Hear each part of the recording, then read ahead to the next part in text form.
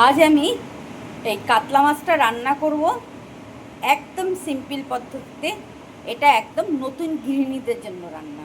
হয়ে গেছে, মাছগুলো ভেজে নেব। মাছ ভাজা হয়ে গেছে। এবার এই তেলের মধ্যে সামান্য 2-4 দানা চিনি দেব কালার আসার জন্য।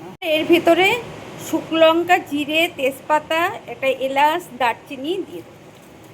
পেঁয়াজটা হালকা ভেজে নিয়েছি। এবার একটু আলু, কাঁচা লঙ্কা, একটা টমেটো দিই। সামান্য না 2-4 দানা একটু লবণ ছড়িয়ে দিলাম, এটা একটু সেদ্ধ হবে। একটু গ্রেট করা আদা দিয়ে দিলাম। আমি এর ভিতরে কোনো রকমই বাটা মশলা দিলাম না, আদা দিয়ে দিলাম একটু নরম হওয়ার জন্য। মশলাগুলো বেশ নরম হয়ে গেছে। ভেতরে আর অল্প একটু লবণ, জিরের গুঁড়ো, হলুদের গুঁড়ো, ধনিয়ার গুঁড়ো দিয়ে দেবো।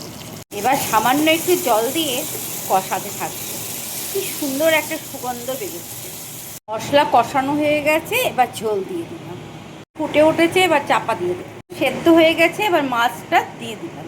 মাছের ঝোলটা হয়ে গেল, এবার গরম মশলার গুঁড়ো দিয়ে চাপা দিলাম। এই হয়ে গেল আমার কোনো রকম বাটনা ছাড়াই গোটা মশলা দিয়ে কাতলা মাছের কালিয়া।